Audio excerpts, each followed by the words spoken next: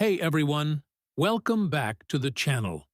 Today, I'm taking you to the largest country on Earth, a land that stretches across continents, connecting Europe and Asia with 11 time zones. Yes, I'm talking about Russia. But hold on, don't jump straight to Cold War, KGB, or Putin, because this story goes much, much deeper. We're talking 8th century BCE, the forests north of the Caspian Sea, where ancient nomads roamed and early civilizations took root. From Viking warriors to the Mongol yoke, from the glittering courts of the Tsars to the red banners of revolution, this land has always been at the center of history's great dramas. So, who were the Slavs? How did the Kievan Rus rise and fall? Where does the name Russia even come from? Today, we're going on a journey through more than 1,000 years of epic history. And we're doing it without the boring textbook stuff. Just a friendly conversation between history lovers.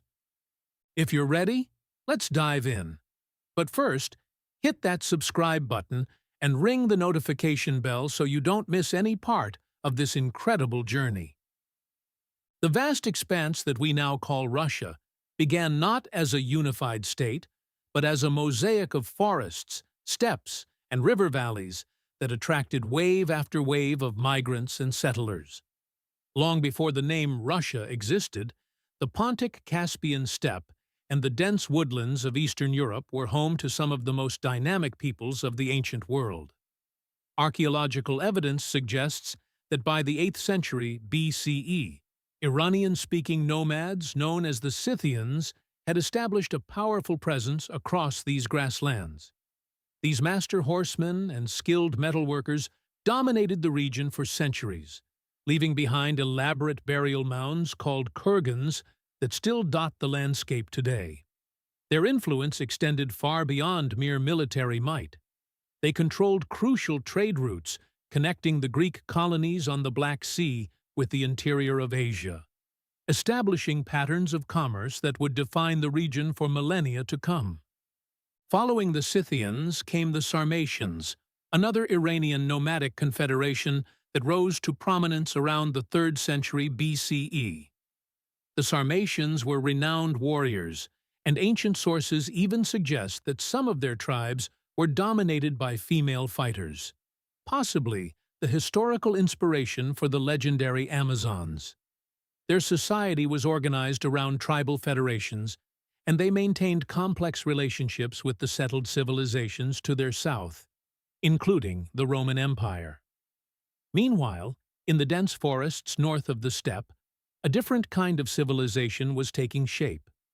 Here, Finno-Ugric and Baltic tribes practiced hunting, fishing, and primitive agriculture, developing distinct cultures adapted to the harsh northern environment. These forest dwellers would later interact with, and be profoundly influenced by, the Slavic peoples who began their great expansion from an uncertain homeland, possibly in the marshes of modern-day Belarus or Ukraine, around the early centuries of the Common Era. The migration of the Slavs represents one of the most significant demographic movements in European history, yet it remains shrouded in mystery. Unlike the dramatic invasions of Huns or Mongols, the Slavic expansion was gradual, almost imperceptible, a steady colonization of fertile river valleys and forest clearings. By the 6th century CE, Slavic tribes had established themselves throughout much of Eastern Europe, from the Elbe River in the west to the Volga in the east. They were primarily agriculturalists, cultivating rye, barley, and millet in the rich black soil of the region. Their political organization was decentralized, consisting of clan-based communities led by elders rather than kings. However, their strategic location along major waterways, the Dnieper, the Volga, and the Don, would soon bring them to the attention of more organized and aggressive neighbors, setting the stage for dramatic transformations.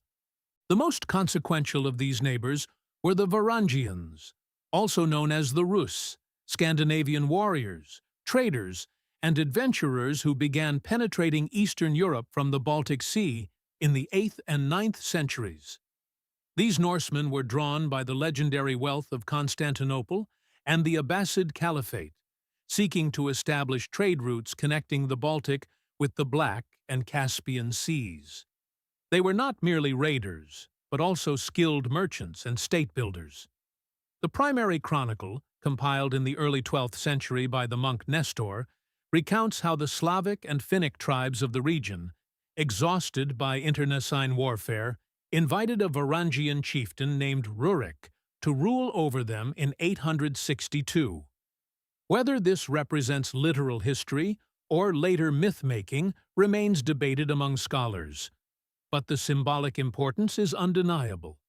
This date marks the traditional foundation of the Russian state, the moment when scattered tribes began coalescing into something greater under external leadership.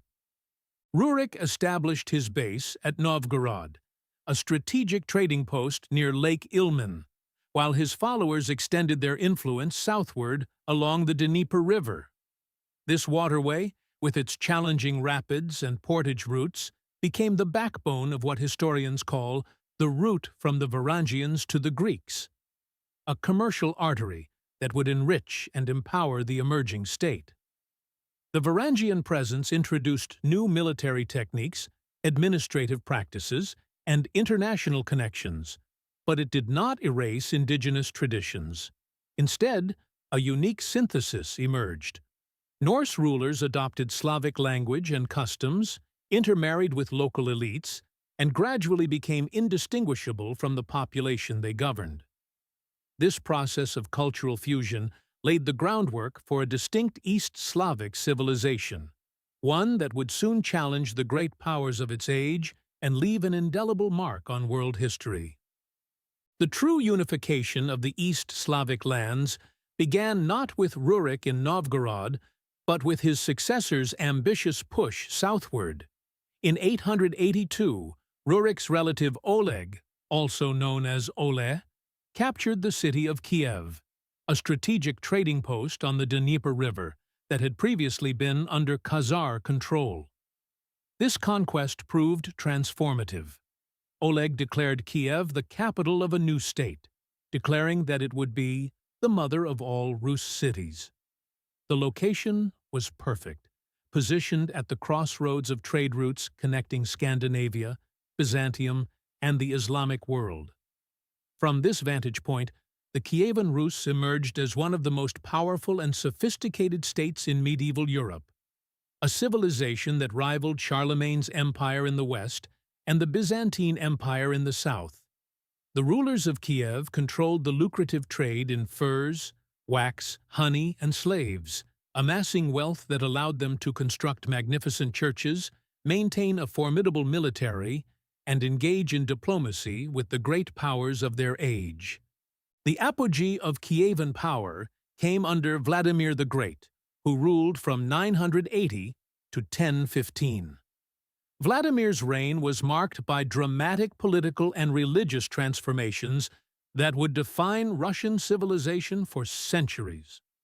Initially, a pagan who maintained shrines to multiple gods, including a probable human sacrifice to Perun, the thunder god, Vladimir famously converted to Christianity in 988. According to legend, he sent emissaries to investigate Islam, Judaism, Catholicism, and Orthodox Christianity before choosing the Byzantine Rite. Whether this story is entirely accurate or not, the consequences were profound. The baptism of Kiev initiated the Christianization of the Rus, establishing deep cultural and religious ties with Constantinople that would persist long after the Byzantine Empire itself fell. Vladimir ordered the destruction of pagan idols, constructed the first stone church in Kiev, the Church of the Tithes, and began a systematic program of church building and Christian education. This was not merely a personal conversion, but a state project that transformed the ideological foundation of Rus society, replacing the warrior ethos of Viking origins with the Christian values of humility, charity, and salvation. The reign of Yaroslav the Wise, 1019 to 1054, represented the golden age of Kievan Rus, a period of cultural flourishing, legal codification, and territorial expansion. Yaroslav, known as the Wise for his intellectual pursuits and political acumen, maintained peaceful relations with Byzantium while expanding his influence westward into Polish and Finnish territories. He married his children into the royal families of Europe. His daughter Anne became Queen of France, demonstrating that Kievan Rus was fully integrated into the medieval European state system. Domestically, Yaroslav sponsored the construction of the magnificent St. Sophia Cathedral in Kiev, modeled on its namesake in Constantinople, but decorated with distinctive mosaics celebrating the Rus princes. He also commissioned the first written code of laws, known as the Pravda Yaroslava, which combined customary law with Christian principles and provided a foundation for justice in the realm. Under his patronage, monasteries became centers of learning, producing chronicles, religious texts, and translations that preserved knowledge and shaped a distinct East Slavic literary culture. Yet the seeds of Kievan decline were already present in its very structure. The Rus state practiced lateral succession rather than primogeniture. Brothers succeeded brothers rather than fathers, passing power directly to sons. This system, designed to maintain unity among the princely clan, instead generated endless fraternal conflicts. Following Yaroslav's death, his testament divided the realm among his sons, establishing a complicated rotation system that quickly broke down. By the 12th century, Kievan Rus had fragmented into virtually independent principalities: Novgorod in the north, Vladimir Suzdal in the northeast, Galicia Volhynia in the southwest, and numerous smaller domains.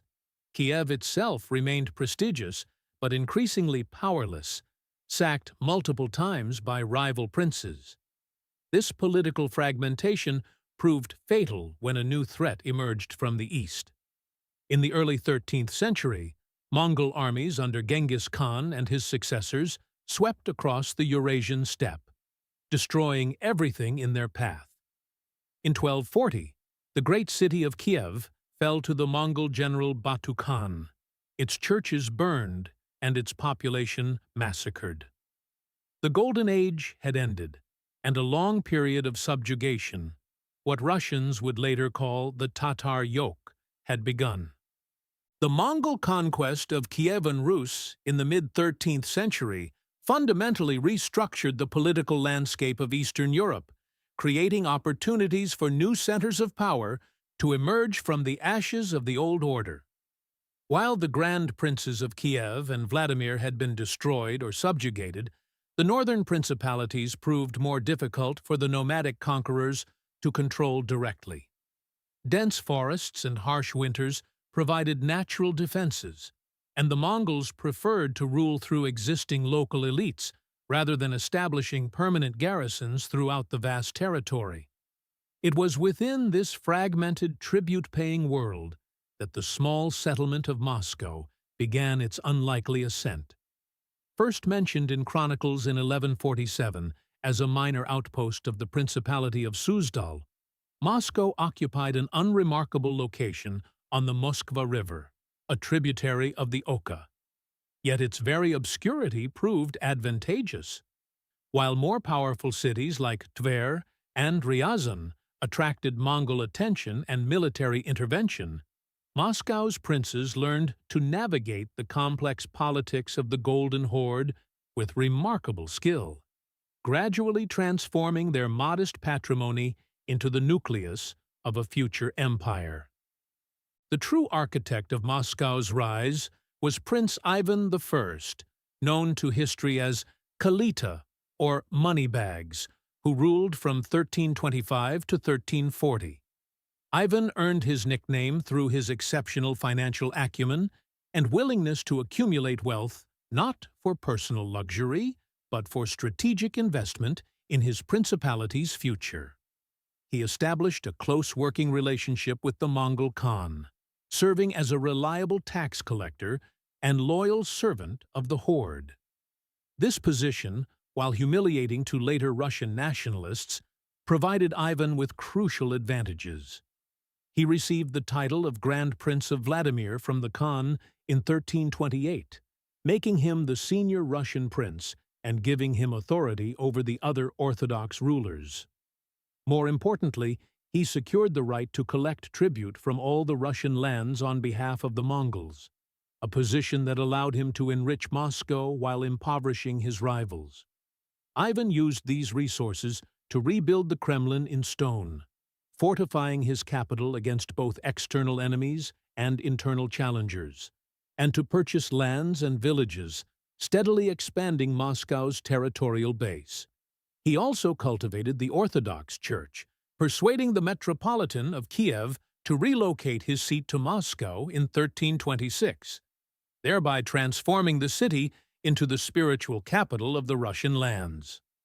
The 15th century witnessed a dramatic shift in Moscow's position, as the Golden Horde itself began to fragment and weaken through internal divisions and external pressures. The decisive moment came in 1380, when Grand Prince Dmitry of Moscow led a coalition of Russian princes to confront Mongol forces at the Battle of Kulikovo Field. Although the victory was not immediately decisive, the Mongols returned and sacked Moscow 2 years later. It shattered the myth of Mongol invincibility and established Dmitry as a national hero, earning him the epithet Donskoy, or of the Don. More significantly, it demonstrated that Moscow could claim leadership of the Russian lands against the infidel. Under Dmitry's successors, particularly Basil II and Ivan III, Moscow steadily expanded its territory through purchase, conquest, and dynastic marriage, absorbing rival principalities and reducing their former rulers to service nobility. The final break with the horde came in 1480, when Ivan III refused to pay further tribute and faced down the Mongol army at the Ugra River in a standoff that ended without battle, the Great Stand on the Ugra River, but effectively marked the end of Mongol domination over the Russian heartland. Ivan III, known as the Great, ruled from 1462 to 1505, and transformed Moscow from a successful regional principality into a genuine empire. His most celebrated achievement was the gathering of the Russian lands, the systematic absorption of formerly independent principalities into the Moscow state. Novgorod, with its republican traditions and orientation toward the Baltic and Hanseatic trade, proved particularly resistant, but was finally crushed in 1478, its boyar elite executed or exiled, and its lands annexed. Ivan also challenged the legitimacy of the only remaining external authority over Russia. The Byzantine Empire had fallen to the Ottoman Turks in 1453, and Ivan responded by claiming Moscow's inheritance of imperial and religious legitimacy.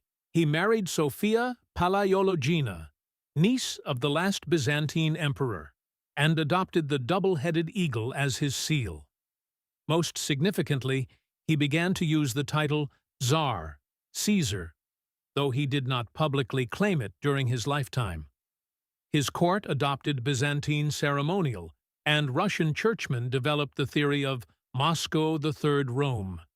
The idea that after Rome and Constantinople had fallen to heresy and infidelity, Moscow remained as the sole protector of true Orthodox Christianity. This ideological framework provided a powerful justification for autocratic rule and imperial expansion that would shape Russian political culture for centuries. The reign of Ivan III's son, Basil III, and his grandson, Ivan IV, saw the final transformation of Moscow into the centralized, militarized state known as the Tsardom of Russia. Basil completed the absorption of the remaining Russian principalities, including the ancient lands of Ryazan and the rebellious city of Pskov. He also established the pattern of territorial expansion to the east, beginning the conquest of the Khanate of Kazan, the first major step in Russia's colonization of Siberia and the Volga Basin. When Ivan IV came to the throne in 1533 at the age of 3, he inherited the most powerful state in Eastern Europe, yet one that remained insecure, surrounded by hostile powers and internally divided. His long and traumatic reign would see both the formal proclamation of the Tsardom in 1547, when Ivan took the title Tsar of all the Russias, and the implementation of radical reforms that would fundamentally reshape Russian society. The boy who had watched his mother poisoned by boyar conspirators, who had survived assassination attempts and political isolation, would emerge as Ivan the Terrible, one of the most fascinating and controversial figures in Russian history, embodying both the potential and the pathology of autocratic power. The coronation of Ivan IV as Tsar of all the Russias in 1547 marked a decisive break with the medieval past and the beginning of a new era in Russian history. This was not merely a change of title, but a fundamental reimagining of the Russian state and its place in the world.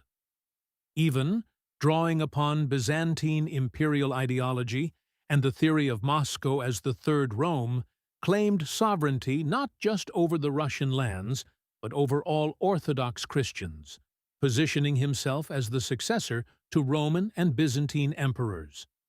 The young Tsar, still only 16, possessed an unusual combination of genuine intellectual curiosity, religious fervor, and paranoid suspicion that would characterize his entire reign. In his early years, he pursued ambitious reforms known as the Chosen Council, bringing in advisors from across Europe to modernize the military, legal code, and administrative apparatus.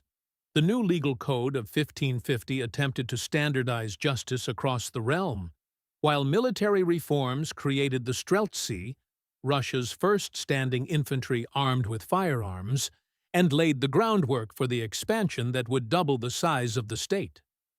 The most dramatic achievements of Ivan's early reign came through conquest. The capture of Kazan in 1552 and Astrakhan in 1556 eliminated the last remnants of the Mongol Golden Horde and brought the entire Volga River under Russian control, opening the way for expansion into Siberia and trade with Central Asia. These victories were celebrated as the final liberation of Russia from the Tatar yoke and the beginning of a new imperial mission. The conquest of Kazan, in particular, became a founding myth of the Russian state, commemorated in icons, chronicles, and eventually the magnificent St. Basil's Cathedral on Red Square. Yet these successes masked growing tensions within the Russian elite.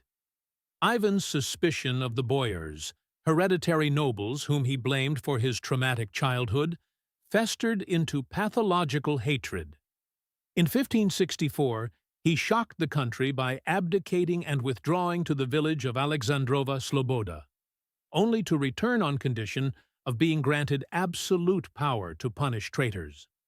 This led to the creation of the Oprichnina, a separate state within the state administered by the Tsar's personal enforcers, the Oprichniki, who dressed as monks and rode black horses, terrorizing the boyar class and confiscating their lands. The latter half of Ivan's reign descended into a nightmare of violence, paranoia, and self-destruction. The Oprichniki conducted reigns of terror across the country, massacring thousands of suspected traitors and devastating entire regions. In 1570, Ivan personally led the brutal sacking of Novgorod, supposedly in response to rumors of treason, resulting in the deaths of thousands and the destruction of one of Russia's most ancient and prosperous cities. The Tsar's personal life mirrored this public violence. In a fit of rage in 1581, Ivan struck his eldest son and heir, Ivan Ivanovich, with an iron-pointed staff, killing him, a crime that haunted the Tsar until his death and deprived Russia of a mature successor. The Livonian War, 1558 to 1583, Ivan's attempt to secure a Baltic coastline ended in disastrous failure, exhausting the treasury and alienating potential allies. When Ivan died in 1584, he left behind a kingdom that was territorially expanded but internally devastated, governed by institutions of arbitrary terror that would cast long shadows over Russian history. The period following Ivan's death, known as the Time of Troubles, 1598 to 1613, represented the most severe crisis in Russian history before the 20th century. Ivan's surviving son, the feeble-minded Fyodor, died childless, ending the Rurikid dynasty that had ruled since 862. The throne passed to Boris Godunov, a talented administrator but a man of non-royal birth, whose legitimacy was constantly questioned. His reign saw the catastrophic famine of 1601 to 1603, caused by the volcanic eruption of Huayna Putina in Peru, which cooled global temperatures and destroyed Russian harvests. Hundreds of thousands died, and social order collapsed.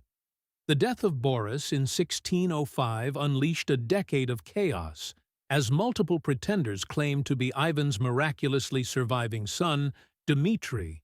Polish armies invaded and occupied Moscow, and Russian society fractured along regional, religious, and class lines. The lowest point came in 1610 to 1612, when a Polish prince sat on the Russian throne and the Patriarch of Moscow was imprisoned. Only the heroic resistance of the merchant Kuzma Minin and Prince Dmitry Pozarsky, who raised a volunteer army and expelled the Poles from the Kremlin in 1612, prevented the complete disintegration of the Russian state. The election of Michael Romanov as Tsar by an assembly of the land in 1613 restored stability and inaugurated a new dynasty that would rule Russia for 3 centuries. The early Romanovs ruled in partnership with the boyar aristocracy and the Orthodox Church, carefully rebuilding the shattered institutions of the state. The 17th century was a period of conservative restoration, as the new dynasty sought to preserve traditional Russian culture against foreign influences. Yet, the very crises of the Time of Troubles had demonstrated the need for military and administrative reform. The 13 Years' War with Poland, 1654 to 1667, finally secured Smolensk and left-bank Ukraine for Russia, but also revealed the technological backwardness of the Russian army compared to European standards. The reign of Alexis I, 1645 to 1676, saw the compilation of the Ulozheny Law Code and the church reforms of Patriarch Nikon, which attempted to standardize Russian Orthodox practice with Greek models, but instead provoked a massive schism. The Old Believers, who rejected these reforms, would maintain their separate religious tradition for centuries, representing a permanent fracture in Russian religious life. By the end of the century, the Tsardom had recovered its strength and stability, but it remained a regional power, isolated from the scientific, cultural, and political developments transforming Western Europe. The transformation of this conservative, traditional society into a modern empire would require the radical reforms of Peter the Great, whose reign would mark the end of the Tsardom and the beginning of the Russian Empire proper. The transformation of Russia from a conservative, isolated Tsardom into a major European power was the life's work of Peter I, known to history as Peter the Great. Towering at over 2 meters and possessed of volcanic energy, Peter was not content to rule a traditional Muscovite state. His travels through Western Europe in 1697 to 1698, disguised as a common shipbuilder, exposed him to the scientific, military, and administrative advances of the Dutch Republic and England. He returned determined to drag Russia, willingly or not, into the modern world. The Great Northern War, 1700 to 1721, against Sweden provided both the catalyst and the testing ground for Peter's reforms. Despite catastrophic initial defeats, including the disaster at Narva, where 40,000 Russians were routed by 8,000 Swedes, Peter persevered, building a modern army and navy from scratch. The decisive victory at Poltava in 1709 shattered Swedish power and established Russia as the dominant force in Eastern Europe. In 1703, Peter founded St. Petersburg on conquered Swedish territory, a window on the west built on a swamp by conscripted labor, which would serve as his capital and symbol of the new Russia. The city was constructed in Western architectural styles, its straight avenues and Baroque palaces a deliberate rejection of Moscow's medieval clutter. In 1721, Peter formally proclaimed the Russian Empire, taking the title Emperor and establishing a new political identity that claimed equality with the Habsburgs and Bourbons. Peter's reforms penetrated every aspect of Russian life. He reorganized the central government, replacing the traditional boyar council with a senate and creating colleges, ministries, headed by specialists rather than nobles. The Table of Ranks, 1722, established a meritocratic hierarchy where service to the state rather than birth determined status, a revolutionary concept that opened careers to talented commoners while binding the nobility to state service. Peter secularized the church, abolishing the patriarchate and establishing the Holy Synod under a lay procurator, effectively making the Orthodox Church an arm of the state. He introduced Western dress, compulsory education for the nobility, and even a tax on bearded men, measures that seemed trivial but were intended to break the cultural isolation of the elite. Economic development focused on mining and metallurgy to supply the military, with the Ural Mountains becoming Russia's industrial heartland. Yet Peter's reforms were imposed with brutal coercion. The construction of St. Petersburg cost perhaps 100,000 lives, and his own son, Alexei, died under torture for opposing his father's policies. The Petrine state was powerful but brittle, dependent on the will of a single autocrat and the forced labor of a servile population. The 18th century following Peter's death was dominated by palace revolutions and the rule of powerful empresses. The brief reigns of Peter's successors, his mentally disabled grandson Peter II, his niece Anna, and the infant Ivan VI, demonstrated the instability of his new institutions. Real power lay with the Guards regiments and the great noble families who could manipulate them. This era culminated in the reign of Catherine II, the Great, 1762 to 1796, a German princess who came to power through a coup against her husband Peter III, and whose reign represented both the apogee of Russian absolutism and its contradictions. Catherine was an enthusiastic correspondent of Voltaire and Diderot, collecting art, founding schools, and attempting to codify Russian law along Enlightenment principles. Yet her Nakaz, instruction, of 1767, intended to guide a legislative commission, was never implemented, and her reign saw the consolidation of serfdom rather than its reform. The Pugachev Rebellion of 1773 to 1775, a massive uprising of Cossacks, peasants, and non-Russian peoples that threatened the state itself, convinced Catherine that autocracy required firmer control. Her partitions of Poland, 1772, 1793, 1795, and wars against Turkey brought vast new territories under Russian rule, including the Crimean Khanate and the Black Sea coast. But these conquests were achieved through military might rather than administrative modernization. By Catherine's death, Russia was geographically the largest state in the world, but its social structure remained essentially medieval, with 80% of the population enserfed and the nobility exempt from taxation and most legal obligations. The 19th century opened with Russia as the arbiter of European affairs, having played the decisive role in the defeat of Napoleon.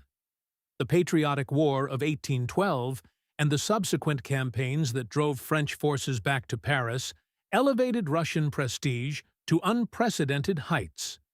Alexander I, 1801 to 1825, participated in the Congress of Vienna and helped establish the Holy Alliance to preserve conservative order against revolutionary movements. Yet the very experience of the Napoleonic Wars exposed the deep backwardness of Russian society. While French soldiers marched on Moscow, Russian armies were supplied by British industrial production. The Decembrist uprising of 1825, when idealistic officers returning from Europe attempted to establish a constitutional regime, signaled that autocracy faced new ideological challenges. Nicholas I, 1825 to 1855, responded with the doctrine of official nationality, orthodoxy, autocracy, nationality, a defensive ideology that celebrated Russian uniqueness against Western models. His reign saw impressive cultural achievements, including the flowering of Russian literature with Pushkin, Gogol, and Lermontov, and the construction of the first Russian railway. Yet the disastrous Crimean War, 1853 to 1856, in which Russia was defeated by an alliance of Britain, France, and Turkey on its own territory, revealed the technological and organizational gap that had opened between Russia and the industrializing West. The great reforms of Alexander II, 1855 to 1881, represented the most ambitious attempt to modernize Russia without fundamentally challenging autocratic power.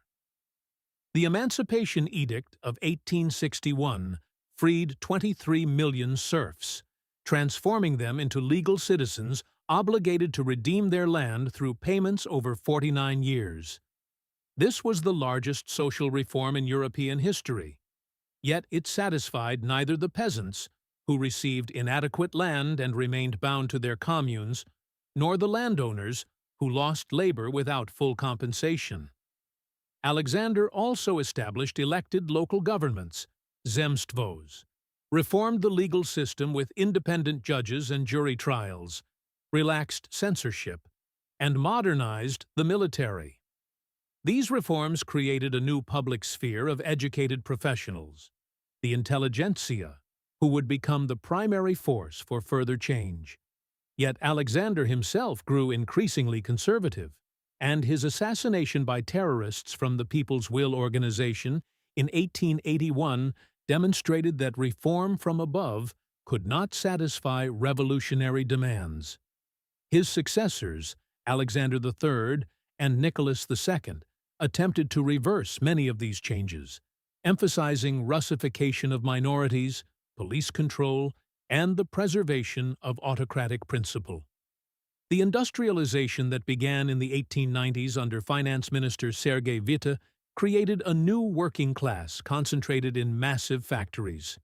While the disastrous Russo-Japanese War of 1904 to 1905 and the Revolution of 1905 forced reluctant concessions, including an elected parliament, the Duma. These half-measures failed to address Russia's fundamental problems: an autocratic political system increasingly out of step with a modernizing society, vast social inequalities, and the unresolved aspirations of the non-Russian peoples who comprised half the empire's population. When World War I began in 1914, Russia entered with enthusiasm and patriotic fervor, but the strain of modern industrial warfare proved fatal to the ramshackle structure of the Romanov Empire.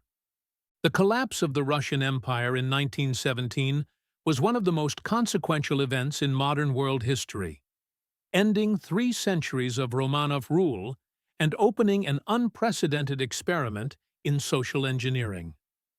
The February Revolution of 1917, which began with food riots in Petrograd, the wartime name for St. Petersburg, caught all political parties by surprise.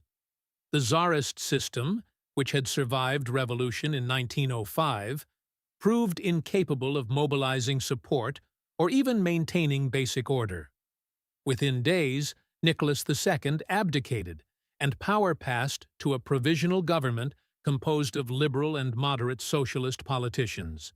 Yet this government fatally attempted to continue the war against Germany and Austria-Hungary while postponing fundamental social reforms. Its authority was challenged from the first by the Petrograd Soviet of Workers and Soldiers Deputies, a grassroots council claiming to represent the revolutionary masses.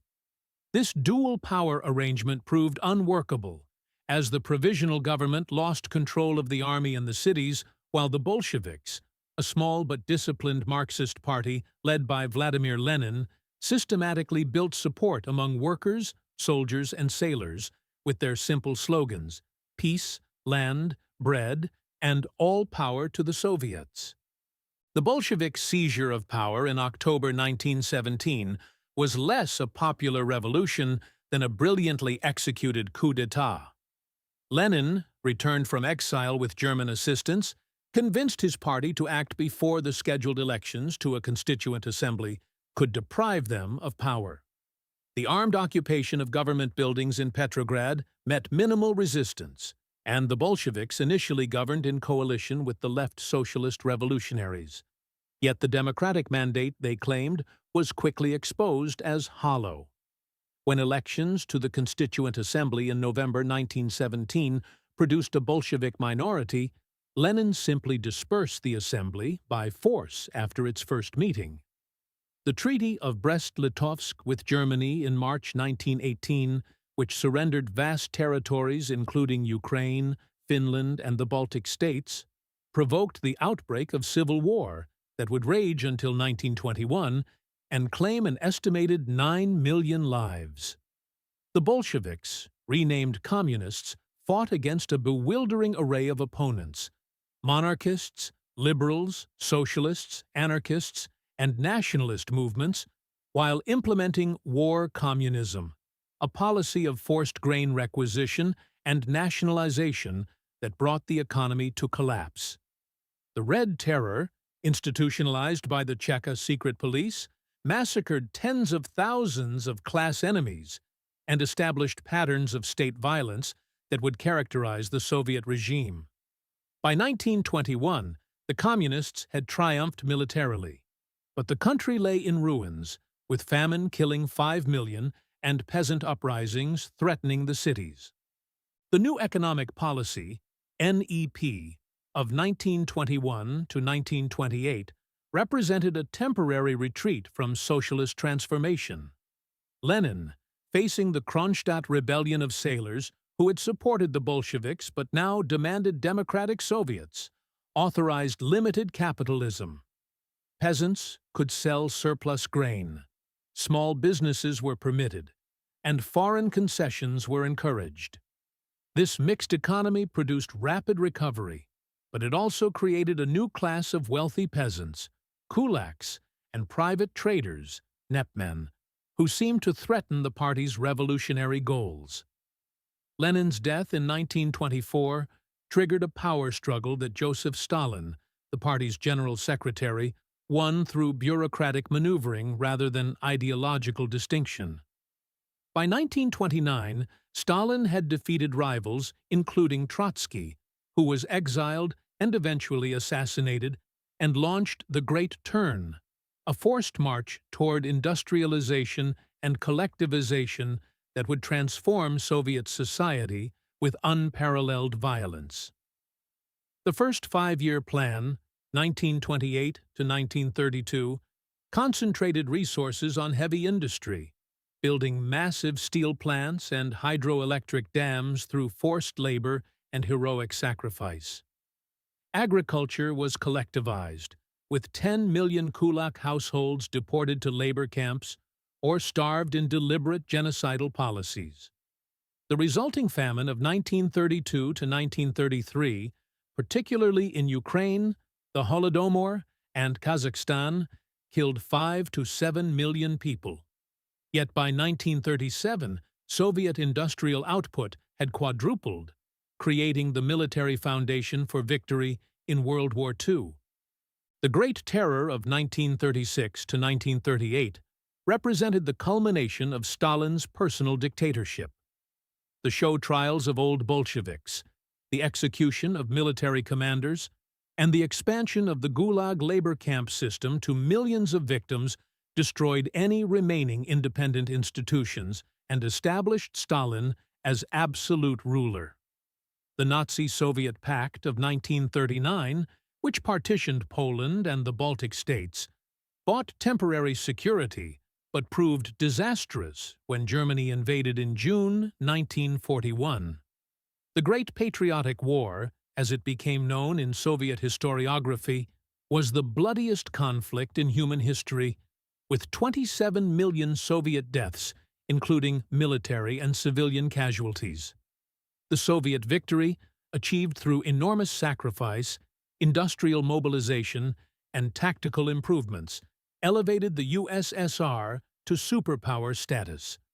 The Red Army's occupation of Eastern Europe established a sphere of influence that would define the Cold War. Stalin's final years saw renewed anti-Semitic campaigns, the blockade of Berlin, and the development of Soviet nuclear weapons, establishing the bipolar world order that would persist for 4 decades. The post-Stalin period began with collective leadership and reform attempts that never fundamentally challenged the system's foundations.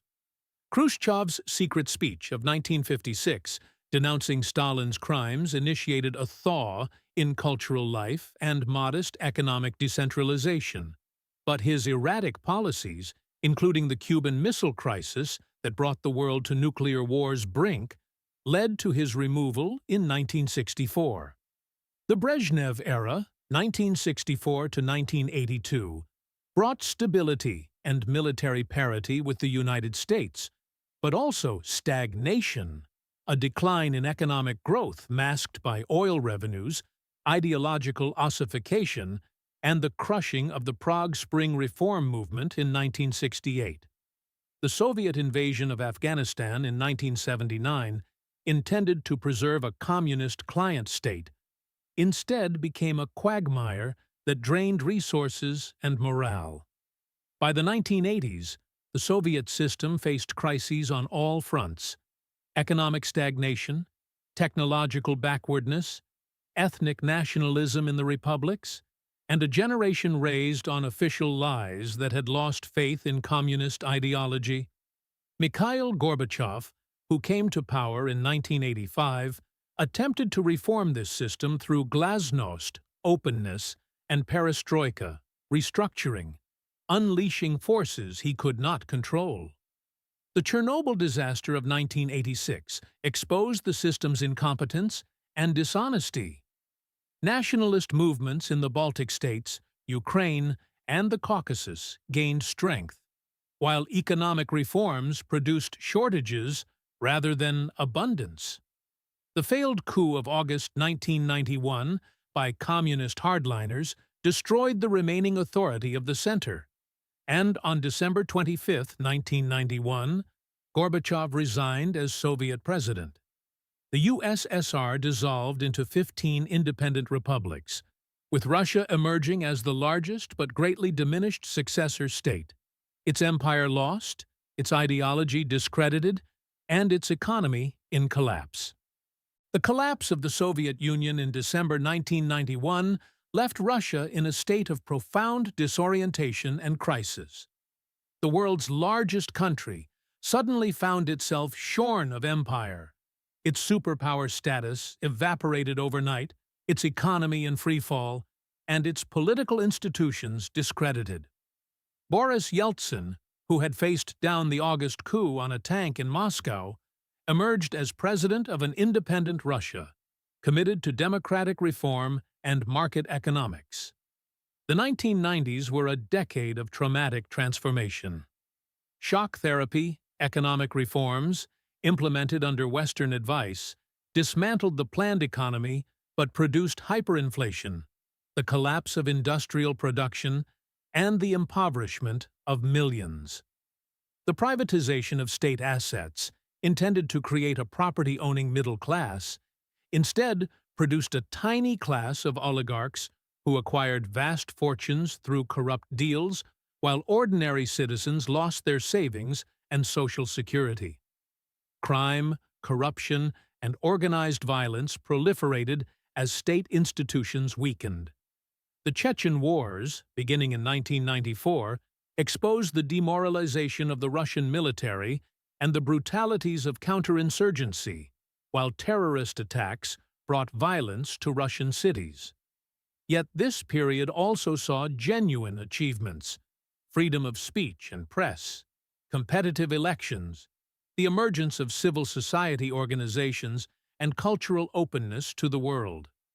Russia in the 1990s was chaotic, painful, and often ugly, but it was also, for the first time in its history, attempting to build democratic institutions and integrate into the international order on equal terms.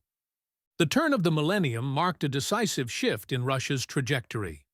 Yeltsin's surprise resignation on New Year's Eve 1999 elevated Vladimir Putin, a former KGB officer and unknown prime minister, to the presidency. Putin's initial appeal rested on promises of order, stability, and the restoration of Russian greatness after the humiliations of the 1990s. The new president moved quickly to centralize power, restructuring federal relations to subordinate regional governors, bringing television networks under state control, and prosecuting or exiling oligarchs who challenged his authority. The economic recovery, driven by rising oil prices rather than structural reform, improved living standards for many Russians and created a new consumer society in major cities.